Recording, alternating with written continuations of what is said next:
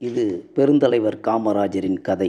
நிகழ்ச்சியோ பொதுக்கூட்டமோ நடந்தால் மக்களோ தொண்டர்களோ காலனா அரையனா ஒரு அணா என்று கொடுப்பார்கள்.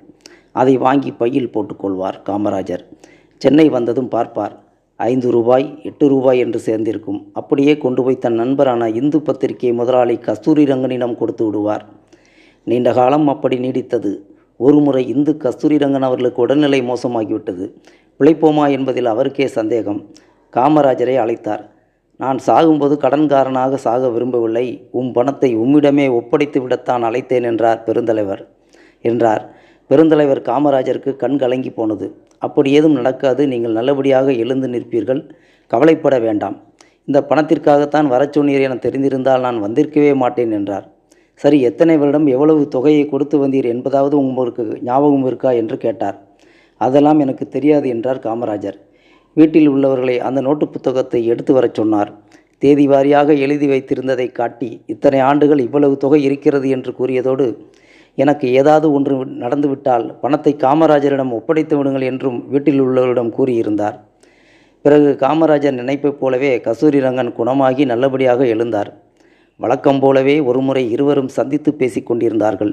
அப்போது, ஒரு நல்ல தொகை இருக்கிறது, வாங்கி வைத்து கொள்ளுங்கள், ஏதாவது செய்து கொள்ளுங்கள் என்றார் கஸ்தூரி ரங்கன். பதிலளித்த பெருந்தலைவர், அந்த பணத்தை வைத்துக்கொண்டு நான் என்ன செய்யப் போகிறேன்? சாப்பிட்றது 2 இட்லி, அது எப்படியாவது எனக்கு கிடைச்சிரும்.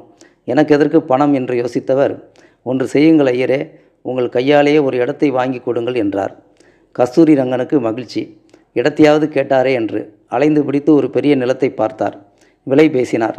காமராஜர் கொடுத்து வைத்திருந்ததை விட கூடுதல் விலை. அந்த கூடுதல் பணத்தை ஐயரே போட்டு நிலத்தை பேசி முடித்தார். பத்திரப்பதிவுக்கு பெருந்தலைவரை அழைத்தார். யார் பெயரில் என்று கேட்டார் காமராஜர்.